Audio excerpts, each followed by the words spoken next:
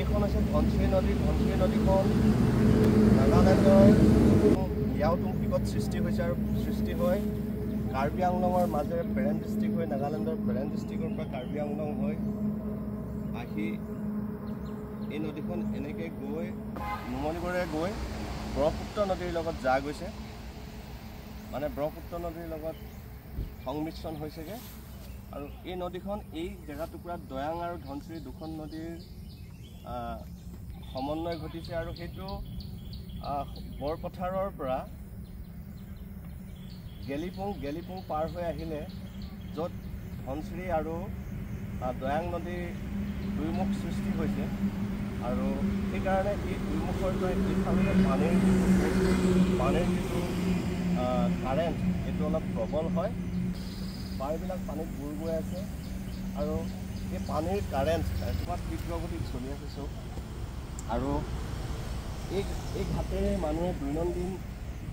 নাও এখন মাত্ৰ নাও আহ যাহ কৰিবৰ কাৰণে পাৰ ঘাটত থকা এই নাওখনৰ জৰিয়তে মানুহে বহিৰ্জগতৰ লগত যোগাযোগৰ যিটো ব্যৱস্থাটো এই নাওখনৰ জৰিয়তে বৰ্তমান চলি আছে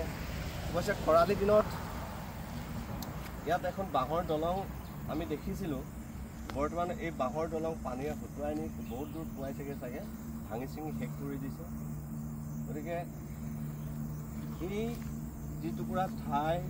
টেঙানী আলিচিগা পাৰঘাট এই পাৰঘাটেৰে ভিতৰত পাৰঘাটেৰে পাৰ হৈ ভিতৰলৈ যদি আমি যাওঁ তেতিয়াহ'লে এটা বৃহৎ টেঙানী অঞ্চল আছে আৰু এই টেঙানী অঞ্চলত 42খনতকৈও অধিক গাঁৱৰ জনবসতি আছে গৰম পানী ৰিজাৰ্ভৰ কাষতে কোবাল ধনশিৰি নদী বৈ আছে আৰু এই ঘাটটো হৈছে পাৰঘাটটো আলিচিগা টেঙানী আলিচিগা পাৰঘাট দেখিছেনে বাৰু মানুহবিলাক এনেকৈ জীৱন যাপনৰ প্ৰক্ৰিয়াটো আগুৱাই লৈ গৈছে প্ৰাকৃতিকগতভাৱে ইয়াত দলঙৰ ব্যৱস্থা নাই আৰু ভিতৰৰ ফালে 42খনমান গাঁও আছে গাঁওবিলাকত বেছিকৈ জনজাতীয় মিচিং আৰু নেপালী ইত্যাদি কৰি বিভিন্ন ধৰণৰ জনগোষ্ঠীৰ বসবাসস্থলী